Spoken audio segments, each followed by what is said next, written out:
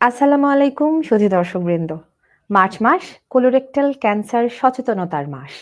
আমরা এই মাসে চেষ্টা করি চিকিৎসকরা জনমানুষকে এই কোলোরেক্টাল ক্যান্সারের ব্যাপারে সচেতন করে তুলতে। কোলোরেক্টাল ক্যান্সার সচেতনতা মাস 2025 উপলক্ষে স্বাস্থ্য বিষয়ক বিশেষ জনসচেতনতামূলক অনুষ্ঠান ক্যান্সার জয় আপনাদেরকে আমি আমন্ত্রণ জানাচ্ছি। ডক্টর তাসমিয়া আহমেদ হুমা। পুরোটা সময় জুড়ে উপস্থাপনায় আমি থাকছি আপনাদের সাথে। জনস্বার্থে বিকন ফার্মাসিউটিক্যালস পিএলসি সৌজন্যে জেলোপ্যাথ অ্যাকিউয়া। আমাদের আজকের আলোচনার বিষয় কোলোরেক্টাল ক্যান্সার। আমাদের সাথে এই অনুষ্ঠানটিতে আলোচনায় অংশগ্রহণ করবেন মেজর জেনারেল অধ্যাপক ডক্টর মোহাম্মদ আজিজুল ইসলাম, অধ্যাপক medical oncology Ahsania mission cancer and general hospital Mirpur. চলে যাচ্ছি আলোচনায়। আসসালামু আলাইকুম স্যার, কেমন আছেন? ওয়ালাইকুম আসসালাম রহমতুল্লাহ। আমি আল্লাহর রহমতে ভালো আছি, আপনাকে অনেক ধন্যবাদ। স্যার, আমরা আজকে যে বিষয়টা নিয়ে আলোচনা করব কোলোরেক্টাল ক্যান্সার, বিষয়টি কিন্তু আসলে আমাদের জন্য খুব একটা জটিল এবং কিন্তু খুবই সিরিয়াস একটা বিষয়, কারণ দিনে দিনে দেখা যাচ্ছে এই কোলোরেক্টাল ক্যান্সারটা বেড়ে যাচ্ছে বাংলাদেশের পরিপ্রেক্ষিতে। স্যার, আপনাকে আমি একটু জিজ্ঞেস করব যে আগে যেরকম পেতেন, এখন কি পরিমাণের পেশেন্ট আসলে বেড়েছে কোলোরেক্টাল ক্যান্সারের? আপনাকে ধন্যবাদ এবং দর্শক শ্রোতাদেরকে ধন্যবাদ। আসলে ঠিকই বলেছেন। আমি প্রায় 2008 সাল থেকে অঙ্কোলজি প্র্যাকটিস করি বা ক্যান্সারের ট্রিটমেন্টের সাথে সম্পৃক্ত আছি। আগের তুলনায় অনেক বেড়ে গেছে এই কোলন ক্যান্সারের রেট। কারণ আগে আমরা যেরকম কোলন ক্যান্সার পেতাম তার চেয়ে অনেক বেশি পাই। উদাহরণস্বরূপ বলি যে আমাদের আগে আমরা বেশি পেতাম সাধারণত breast cancer, lung cancer, prostate cancer, cervical cancer, কিন্তু এখন কিন্তু এইগুলার ব্রেস্ট ক্যান্সারের এবং লাং ক্যান্সারের পরেই কিন্তু চলে আসছে কোলন ক্যান্সারের অবস্থান। এবং কোলন ক্যান্সার সাধারণত আমি আগে যেগুলো আমরা পেতাম তাদের বেশিরভাগ পেশেন্ট বয়স্ক ছিল, 50-60 ইয়ার্স। তো অত্যন্ত দুর্ভাগ্যবশত ইদানিং আমরা কিছু পেশেন্ট পাচ্ছি যাদের বয়স 20, 21, 22, 23, 24, 20-এর থেকে 30-এর মধ্যে অনেক রোগী পাওয়া যাচ্ছে। আমি গত আগের মাসে একটা পেশেন্ট পেয়েছি, অত্যন্ত দুঃখজনক বলতে হয়, ছেলেটার বয়স মাত্র 15 বছর এবং সে আসছে স্টেজ 4 কোলোরেক্টাল কার্সিনোমা নিয়ে। স্যার, আপনার কেন, মানে কি কারণে মনে হয় যে আগের থেকে বেড়ে গেছে এবং বয়স ভেদে আমরা অল্প বয়সও পাচ্ছি, বেশি বয়সও পাচ্ছি, কেন এরকমটা হচ্ছে স্যার? অ্যাকচুয়ালি যদিও আমরা হয়তো এক্সাক্ট কারণটা বলতে পারবো না, আমাদের সেরকম কোনো স্টাডি নাই, বাট আমি যেই কারণগুলা সাধারণত সন্দেহ করি সেগুলো আমি বলছি। যেমন মনে করেন আমাদের খাদ্যাভ্যাস, সাধারণত খাদ্যের অভ্যাস, আগে আমরা সবসময় নিয়মিতভাবে ফ্রেশ ফুড খেতাম বা দিনে দিনে যে রান্না হতো সে খাবারগুলি খাওয়া হতো। এখন আর ভবিষ্যৎ যতই দিন যাচ্ছে একটা সোসাইটিতে ফ্রোজেন খাবারের পরিমাণ বেড়ে যাচ্ছে এবং ফ্রোজেন ফুড বেশি সব ধরনের ফুডই কিন্তু আজকাল অনেকদিন ফ্রিজ করে রাখা হয়, সেটা বিক্রি করা হয়। এই ফ্রোজেন খাবারটা এটা শুধুমাত্র ধনীরাই ফ্রিজের খাবার খায় না, বিকজ ফ্রোজেন খাবারটা কিন্তু যারা বিক্রি করেন মজুদদাররা কিন্তু ফ্রিজ করে রাখে বিভিন্ন খাবার। সুতরাং সেই সুবাদে শুধু ধনী গোত্র না, ধনী গরিব বা যাদের ফ্রিজ নাই তারাও যখন বিভিন্ন রকম খাদ্য দ্রব্য মার্কেট থেকে কিনে, সেগুলোতে কিছু প্রিজারভেটিভ ইউজ করার কারণে কিছু ক্যান্সারোজেনিক অঙ্কোজেনিক ফ্যাক্টর ওখানে জড়িত থাকে। কালার্ড ফুড, বিশেষ করে আজকাল যারা ফ্রেশ ভেজিটেবলস এবং ফ্রেশ ফ্রুটস যদি না খায়, এগুলো দেখা যাচ্ছে প্রিজার্ভ জিনিস খাওয়া হচ্ছে, প্রিজার্ভ ফ্রুটস, প্রিজার্ভ ভেজিটেবলস। কারণ preserve fresh fruits and vegetables এবং আমরা যদি বেশি করে না খাই তাহলে আমাদের শরীরে অ্যান্টিঅক্সিডেন্টের পরিমাণ কমে যায়, আমরা অ্যান্টিঅক্সিডেন্ট পাই না। আর যাদের হ্যাবিট সাধারণত কনস্টিপেশন, শাকসবজি না খাওয়ার কারণে, যদি আমরা বলেছি যে বয়স্কদের বেশি হয়, বাট তারপরও ইয়াংদের সংখ্যা দিনে দিনে বেড়ে যাচ্ছে। তো তো এই অন্যতম কারণ খাদ্যের মধ্যে বিভিন্ন রকম জিনিস ব্যবহার করা এবং খাদ্যাভ্যাস এবং আমাদের স্টুলটা যদি পরিমাণ মতো নরম না হয়, কনস্টিপেটেড থাকে, কনস্টিপেটেড হ্যাবিটটা কিন্তু একটা ক্যান্সারের জন্য অন্যতম কারণ। তাছাড়া যে অন্যান্য কারণ যেগুলো আছে, যেমন মনে করে ফ্যামিলিয়াল পলিপোসিস কোলন একটা রোগ আছে, এটা জেনেটিক্যালি ট্রান্সমিটেড হয়ে থাকে, এবং ফ্যামিলিতে যদি অন্য কারো ক্যান্সারের হিস্ট্রি থাকে, কেউ কার যদি ফার্স্ট জেনারেশন বা তার আগের জেনারেশন যদি কেউ ক্যান্সারে সাফার করে থাকে, ভাই বোন যদি ক্যান্সারে সাফার করে থাকে, এটা কোলন ক্যান্সার হইতে পারে, অন্য ক্যান্সার কিন্তু হতে পারে। কোলন ক্যান্সারের সাথে যদি কারো প্যানক্রিয়াটিক ক্যান্সার থাকে, স্টমাক ক্যান্সার থাকে, বা পরিবারের অন্য কারোর মধ্যে আমি যেটা বলতে চাচ্ছি, যদি ব্রেস্ট ক্যান্সার থাকে, প্রোস্টেট ক্যান্সার থাকে, এবং কারোর মধ্যে যে বিভিন্ন রকম জেনেটিক মিল থাকে, যেমন ব্রাকা 1, 2 এবং পলিপোসিস কোলন ক্যান্সারের কিছু অ্যান্টিজেন আছে, সেইগুলো যদি উপস্থিত থাকে, তাদের মধ্যে ক্যান্সারের প্রভাব বেশি হতে পারে। আচ্ছা স্যার, সাধারণত একজন সাধারণ মানুষ কি দেখলে বা কি উপসর্গ দেখলে বুঝবে যে তার এখন এই কোলন ক্যান্সারের সমস্যা হতে পারে, বা তার চিকিৎসকের কাছে আলটিমেটলি যাওয়া উচিত? একটু যদি বলতেন। অ্যাকচুয়ালি একেবারেই হয়তো অনেকের ধারণাই নাই যে এটা কেউ হতে পারে, আর সিমটম চিন্তাও করে না, কিন্তু পরবর্তী দেখা গেছে তার ক্যান্সার ডায়াগনোসিস হয়। যেমন কেউ বলছে যে আমার অনেকদিন যাবৎ লুজ মোশন হচ্ছে, ডায়রিয়া হচ্ছে, সে তো মনে করছে যে তার ডিসেন্ট্রি হচ্ছে, ডায়রিয়া হচ্ছে, আবার ভালো হয়ে যাচ্ছে, মানে রিকারেন্ট ডায়রিয়া, আবার ভালো হয়ে যায়। এবং যদিও বলা আছে recurrent diarrhoea with stained with the blood, কিন্তু আমরা কিছু রোগী পাই যারা শুধুমাত্র ডায়রিয়া আসে, তার মধ্যে কোনো ব্লাড থাকে না, সুতরাং তাদেরও কিন্তু পরবর্তীতে কোলন ক্যান্সার ডায়াগনোসিস করা হয়। তাছাড়া অল্টারনেট বাউল হ্যাবিট, দেখা গেল তার কয়েক বছর যাবৎ পায়খানা একবার নরম, একবার কষা হচ্ছে, এবং কোনো সময় ডায়রিয়া হচ্ছে, মানে alteration of the Baul habit একটা ইম্পর্টেন্ট ফ্যাক্টর। সেই সাথে আরো আমি বলবো যে অন্যান্য যে যখন এই ক্যান্সারটা তার শরীরের মধ্যে যদি ছড়াইতে থাকে, যেটা তার অজ্ঞাত সারে, তখন তার ক্ষুধা মন্দা হতে পারে, অরুচি হতে পারে, ওজন কমে যেতে পারে, এবং দুর্বল লাগতে পারে। এইগুলি সাধারণত কোলন ক্যান্সারের ইনডাইরেক্ট ডাইরেক্ট সিমটমস। কিন্তু ডাইরেক্ট সিমটম যেগুলি, যেমন কনস্টিপেশন, ডায়রিয়া উইথ ব্লাড অথবা রিকারেন্ট ডায়রিয়া, এটা কিন্তু সবসময় প্রেজেন্টেশন আসে না। অনেক সময় শুধুমাত্র অনেক পেশেন্ট অবস্ট্রাকশন নিয়েও কিন্তু আসতে পারে।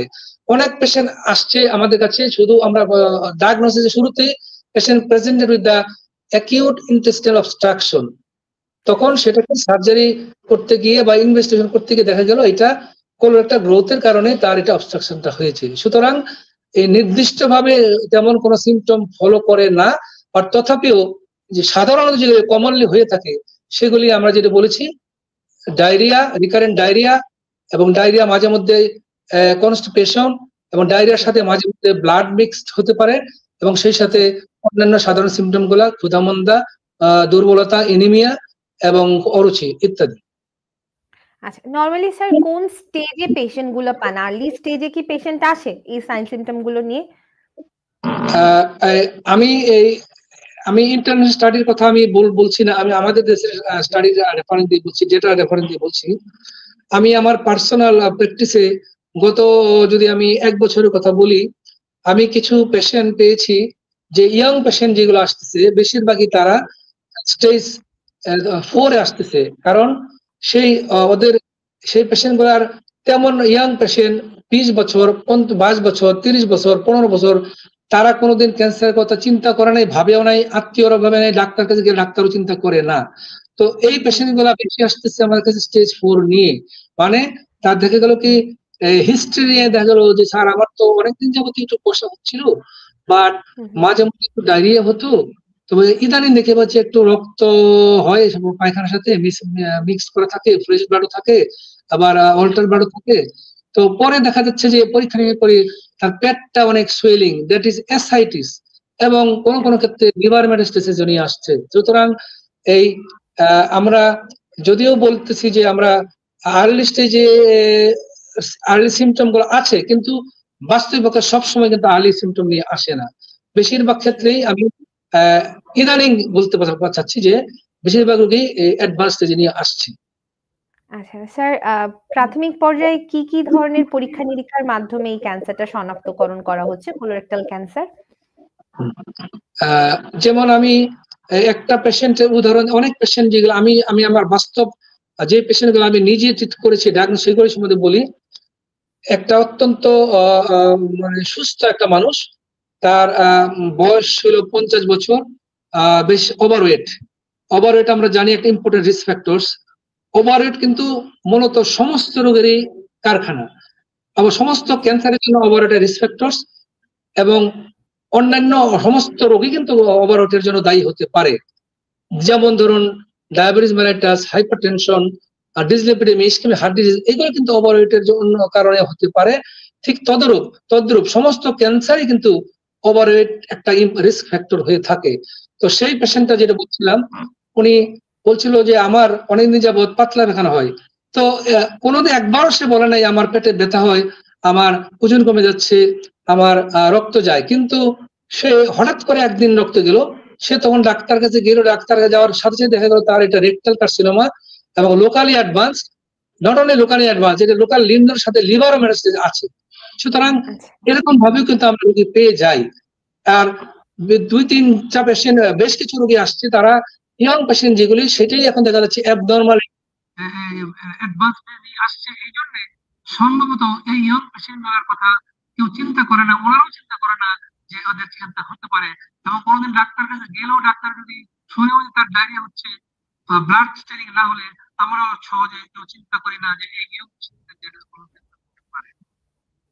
আচ্ছা, ধন্যবাদ স্যার। স্যার, আমরা তো এখন এই রমজান মাসে বিভিন্ন ধরনের ভাজাপোড়া, তারপর প্রসেসড ফুড, অনেক ধরনের খাবার খাচ্ছি।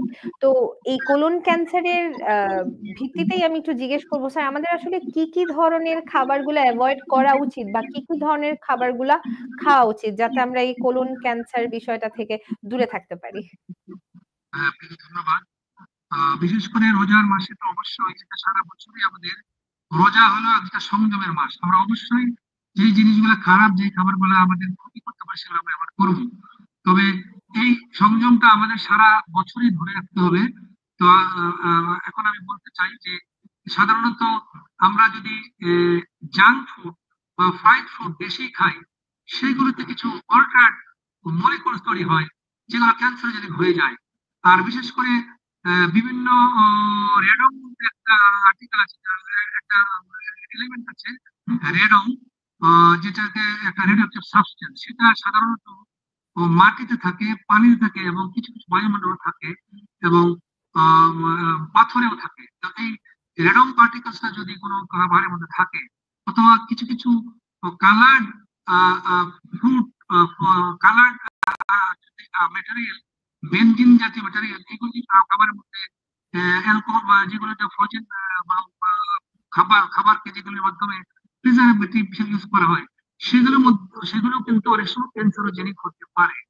তাছাড়া আমাদের যে আমরা যদি এই ফ্রেশ ফ্রুটস এবং ফ্রেশ ভেজিটেবল যদি আমরা না খাই, তাহলে কিন্তু আমাদের বাউল হ্যাবিটটা সঠিক হবে না। বাউল হ্যাবিট যদি আমাদের সহজ সরল না হয়, যদি কনস্টিপেশন হয়, অল্টারেট হয়, তাহলে এটা একটা রিস্ক ফ্যাক্টরস। সুতরাং আমাদেরকে এই শুধু খাবার যে একটা ইম্পর্টেন্ট ফ্যাক্টর, এটা আমাদেরকে অবশ্যই মনে রাখতে হবে। আমাদেরকে ফ্রেশ ভেজিটেবলস, ফ্রুটস খেতে হবে, যাতে করে আমাদের বাউল হ্যাবিটটা নিয়মিত হয় এবং কনস্টিপেট না হয়, এবং আমরা যেন অন্যান্য যেগুলো দূষণ, যে খাবারগুলোর মাধ্যমে আমাদের radioactive substance, radon containing carcinogenic substance গুলো যেন শরীরের মধ্যে, আমাদের খাবারের মধ্যে না আসে, আমাদের সেভাবে সতর্ক থাকতে হবে। ধন্যবাদ স্যার। স্যার, একটু যদি আমাদেরকে ওভারঅল একটু বলতেন বাংলাদেশের পরিপ্রেক্ষিতে এই কোলন ক্যান্সারের চিকিৎসাটা কিরকম বা কতদূর অবদান রেখেছে, বা একজন ক্যান্সারে আক্রান্ত পেশেন্টকে কতদিন ট্রিটমেন্টের পরে বাঁচিয়ে রাখা সম্ভব? ওভারঅল যদি একটু ট্রিটমেন্টের ব্যাপারে একটু ধারণা দিতেন। আপনাকে ধন্যবাদ। আসলে আমার এই 2008 সালে পর্যন্ত আমার অভিজ্ঞতা থেকে আমি যা বলছি, যে আমি যতই দিন যাচ্ছে তখন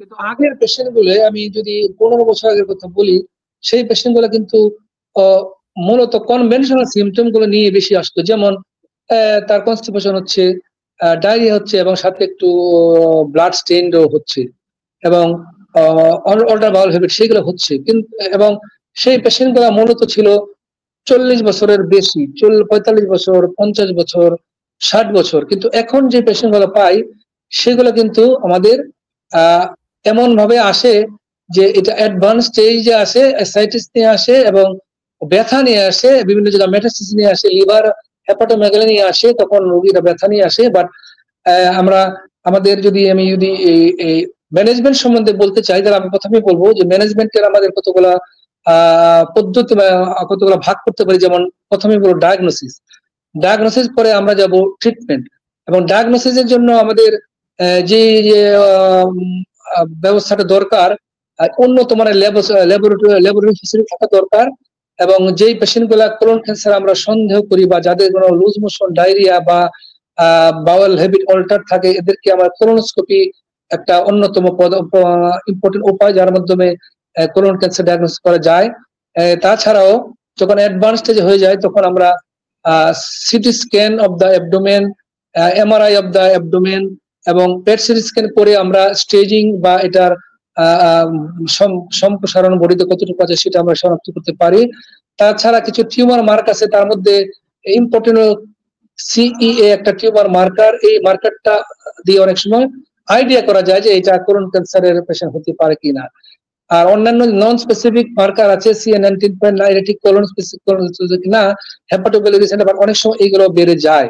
তবে আমাদের এই সিমটম অনুসারে আমরা আমাদের আইডিয়ালি আমরা প্রথমেই তাকে কোলোনোস্কোপির মাধ্যমে, বায়োপসির মাধ্যমে আমরা রোগটাকে ডায়াগনোসিস কনফার্ম করব।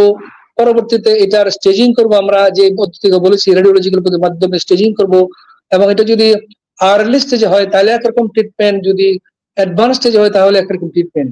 তবে আমরা আর্লি স্টেজে ট্রিটমেন্ট দিয়ে আমরা শুরু করি। আমরা ধরলাম যে একটা পেশেন্টের আমার কাছে আর্লি স্টেজে আসলো এবং সে তার 6 মাসের ডায়রিয়া নিয়ে আসছে এবং তার মাঝে মধ্যে একটু পায়খানার সাথে রক্ত মিশ্রিত যায়, তখন আমরা তাকে একটা কোলোনোস্কোপি আমরা পেলাম যে একটা কোলন ক্যান্সার বা গ্রোথ ইন দ্য কোলন, এবং এটা বায়োপসি করে দেখা গেল adenocarcinoma of the ascending colon, rectum বা ডিসেন্ডিং কোলন। তখন এটাকে আমরা স্টেজিং করার জন্য আমরা সিটি স্ক্যান, এমআরআই বা পেট সিটি স্ক্যান, বোন স্ক্যান করবো। যদি এটা আর যদি কোলনের মধ্যেই যদি এটা সীমাবদ্ধ থাকে তাহলে আমরা এটাকে আর্লি স্টেজ বলবো। আর যদি একটু কোলনের বাইরে লিম্ফ নোডে চলে যায় তাহলে আমরা বলবো লোকালি অ্যাডভান্সড কোলন ক্যান্সার বলবো। আর যখন কোলনের বাইরে অন্যান্য অর্গানে চলে যায়, পেরিটোনিয়ামে চলে যায়, যদি লিভারে চলে যায় তখন আমরা অ্যাডভান্স ক্যান্সার বলবো বা স্টেজ 4 কোলন ক্যান্সার বলবো। তো যদি আমরা আর্লি স্টেজে যে ক্যান্সার গুলো আমাদের শনাক্ত হয় সেগুলো ট্রিটমেন্ট অত্যন্ত ভালো হয় এবং সেটা মোটামুটি 90% curable, 5 year survival in more than 90%। আর যদি লেট স্টেজে ধরা পড়ে, যদি অ্যাডভান্স স্টেজে স্টেজ 4 এ ধরা পড়ে তাহলে এইগুলো প্রসেস খুব একটা ভালো হয় না। আর তারপরেও আজকাল যতই দিন যাচ্ছে নতুন নতুন ডায়াগনস্টিক টুলস এর সাথে সাথে মলিকুলার টেস্টের সাথে সাথে, যেমন মলিকুলার টেস্টের মধ্যে অনেক টেস্ট আছে, যেমন EGFR টেস্টিং, MSI একটা টেস্ট আছে, তারপরে PDL1 টেস্ট করা হয়, এবং RES1, KRAS, BRAS, বিভিন্ন রকম মলিকুলার টেস্ট গুলা করার মাধ্যমে আমরা উন্নত মানের চিকিৎসার ব্যবস্থা করতে পারি। আর এই আমাদের দেশে ক্যান্সার ট্রিটমেন্টের যে ফ্যাসিলিটি গুলো এখনো কম আছে, যথেষ্ট কম আছে। আমি যে বললাম শুধুমাত্র কোলোনোস্কোপি হয়তো অনেক জায়গায় আছে, ডিস্ট্রিক্ট লেভেলে আছে, হয়তো গ্রাম লেভেলে মানে থানা লেভেলে নাই, ডিস্ট্রিক্ট লেভেলে আছে। আর হিস্টোপ্যাথোলজি সমস্ত অনেক সময় ডিস্ট্রিক্ট লেভেলে থাকে না, হিস্টোপ্যাথোলজি ফ্যাসিলিটি আছে বিভাগীয় লেভেলে, বড় বড় ক্যাপিটাল সিটিতে বড় বড় শহরগুলোতে হিস্টোপ্যাথোলজি আছে। তো মলিকুলার ফ্যাসিলিটি কিন্তু অনেক বিভাগীয় লেভেলে নাই। মলিকুলার টেস্ট গুলো করতে হলে আমাদের ঢাকার মতো, সুতরাং আমাদের এখনো অনেক স্বল্পতা আছে, বিশেষ করে মলিকুলার ডায়াগনস্টিক্সের স্বল্পতা আছে। আর আমাদের সার্জিক্যাল যে অনকোলজি এটাও যথেষ্ট ডেভেলপ করেছে, সার্জারি ওনারা ভালো অপারেশন করেন কিন্তু সেটা পর্যাপ্ত নয়। আমাদের ঢাকা শহরে বা ক্যাপিটাল সিটিতে বা বিভাগীয় শহরগুলিতে হয়তো বা কোলোরেক্টাল সার্জন আছে, হয়তো কম বেশি আছে, যে যদিও ঢাকাতে সবচেয়ে বেশি আছে, কিন্তু অন্য বিভাগগুলো সেরকম পর্যাপ্ত কোলোরেক্টাল সার্জন নাই। তার মানে আমাদের ট্রিটমেন্ট করার জন্য যে ইনভেস্টিগেশন ফেসিলিটিও কম আছে, সার্জনদের সংখ্যাও, কোলোরেক্টাল সার্জনের সংখ্যাও কম আছে, এবং তারপরে আমাদের যে কেমোথেরাপি ড্রাগসটা বলবো যে এটা মোটামুটি বেশিরভাগ ড্রাগসে আমাদের দেশে এখন পাওয়া যায়। তাছাড়া আমাদের দেশীয় কোম্পানিগুলো তৈরিও করে।